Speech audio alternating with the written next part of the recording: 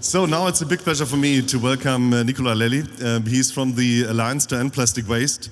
We also met with the Alliance to End Plastic Waste also at the Institute. And it's a great story. How can people work together to really push down the usage and the waste that is going out? And so, yeah, it's a pleasure for me to welcome you on stage. Thank you. Have fun. Thank you. Thanks for inviting me here today. The topic of my presentation, as you see here, will build actually on some of the quite inspiring presentation you have heard today. It's all about developing solutions for a resource-efficient and sustainable circular economy. I need the next, yeah. So, for those of you who are not familiar with Alliance to End Plastic Waste, we are a global non-profit organization. We are funded by the private sector. We are addressing both basic waste management as well as trying to help creating a circular economy for plastics. We are focused on actions. We are not a typical NGO. We do projects. We make things happen on the ground. And we try to demonstrate solutions which are viable for the industry to take and replicate.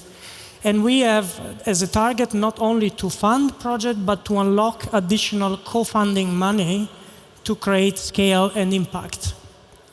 So we convene a global network of members. We have about 70 members from all across the plastic value chain, including quite many technology providers as well. And we use our network to deploy the power of the know-how and the intelligence that these companies have and their experience in this field. So over the past few years, we have funded over 50 projects, geographically span all over the globe. Basically in two different categories. One is developing countries, and the other one is more mature economies. As you can see, they are in each continent, and in this respect, we try to cover in the history of the Alliance different local contexts which have different requirements and need different solutions. So the next slide is about one tool that we use internally and we have published as well, which is very important for us when we look at projects. It's about understanding the context in which this project will be or can be successful. And what we have developed is what we call a plastic waste management framework, together with Roland Berger, which is basically an assessment of the country maturity on a scale 1 to 6. And basically we have mapped the world in this respect to understand where are the countries in their journey to circularity. So I will not go into the detail of the classification and the principle, but of course it has to take into consideration not only the infrastructure, not only the country capability, not only the level of technology, but also the policy and all the other enablers.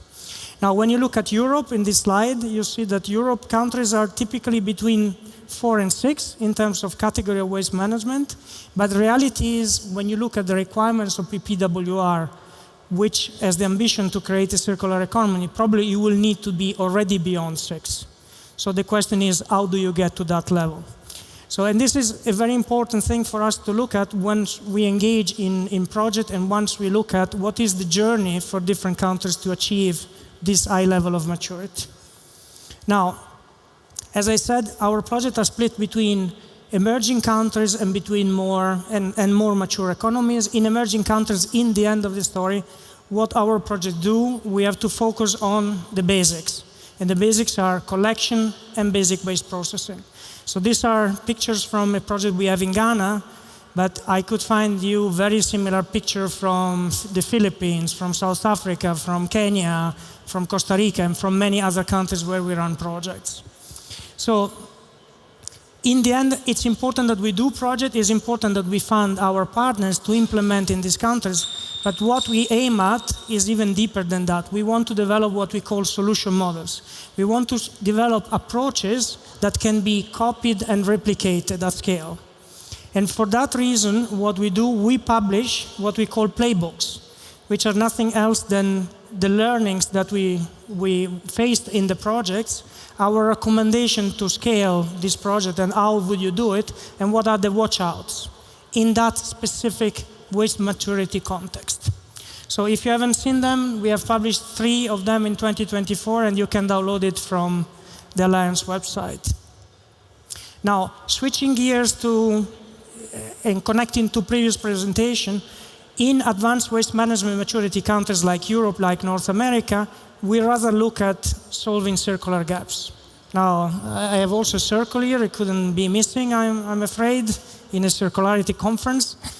But again, most of these topics have been touched from the previous speakers. You need to do the right design, you need to fill the collection gap, you need to fill sorting gaps, both at primary and secondary sorting. And then very important, it was mentioned a few times, you need to match the quality of the output of this recycling process with the demand of the end markets. Now, the PPWR will take care of the volume requirement, but doesn't necessarily take care of the quality, as it was mentioned a few times. And there is a lot of design guidelines that have been developed by various suppliers, but there are still few areas of interventions here.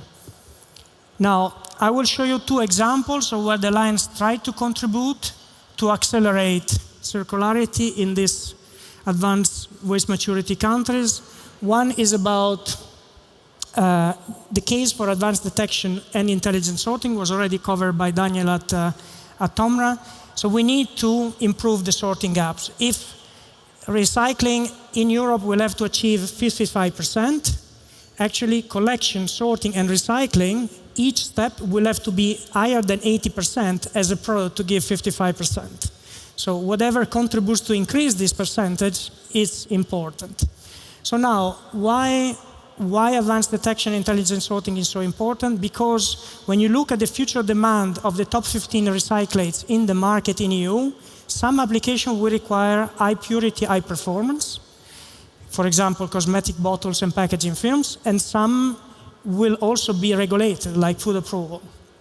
Now, the quality of mechanical recycling very strongly depends on the feedstock.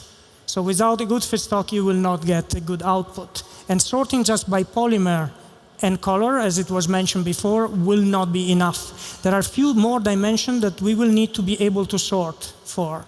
For example, mechanical properties, rheology of the polymer, food and non-food, obviously for food applications, but also compatibility of additives, adhesives, inks, whatever else.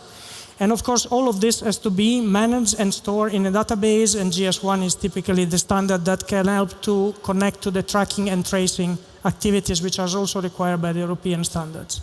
Now, Daniel already talked about object recognition.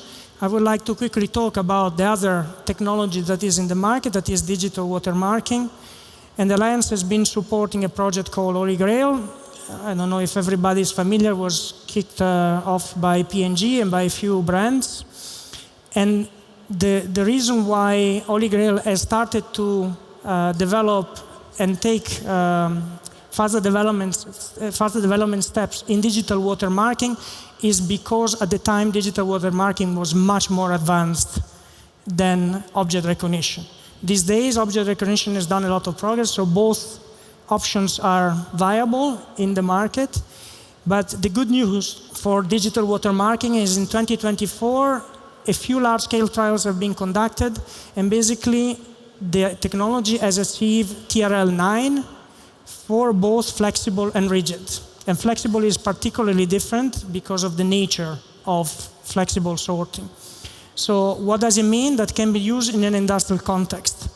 Now in 2025, there will be a few market pilots, 2 of them in Europe, one for rigid and one for flexibles, that will help to prove the business case viability, because this is not just about effectiveness and sorting, it's about economics. Can the industry bear the cost? And the EPR scheme, can they bear the cost? So this will be done in 2025 in 2 key markets in Europe. There will be a press release coming out soon on this topic. And again, the idea is to enable large-scale replication. Another and last example of project in this space, there is a case also for decontamination. It was mentioned a lot of times in the previous presentation. The material that goes to a MRF facility is typically contaminated. It needs to be decontaminated to go into sensitive application and for sure in food contact. The Alliance has been engaging on a project called CO₂ Clean with a company called Nextech in the UK. to accelerate the development of a decontamination technology that uses supercritical CO2, and supercritical CO2 is a technology that is already used to process food, for example, so it's an existing technology. And this technology would aims at helping recycled polyolefins to meet food grade approval, of course, pending the approval of EFSA and all that goes along with that, but can create the condition to achieve those food grade for advanced mechanical recycling. So this aims to be integrated into mechanical recycling operation as an integral part of the setup. So also on this project, there is a press release coming out about the further developments, and now we and the partners that are involved plan to scale this as fast as possible and get it to an industrial level.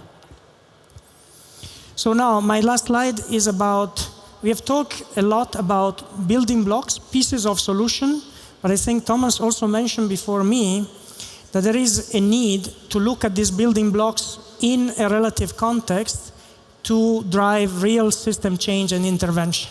So the alignment of the quality of the recyclate with the markets, the digitalization and use new technologies, the recycling and processing technology need to come together in a coherent and systemic way to deliver scale, to deliver impact. So this is what the Alliance wants to contribute to, together with many of the players which are also in this room. And this is what we will particularly focus in the next couple of years, specifically for polyolefin flexibles, because polyolefin flexible, we have seen the gaps in terms of recycled content and recycling targets. Polyolefin flexible is the biggest gap. So we need to accelerate that particularly, and the Alliance will focus most of its intervention in this space in the future. With that, I thank you for your attention.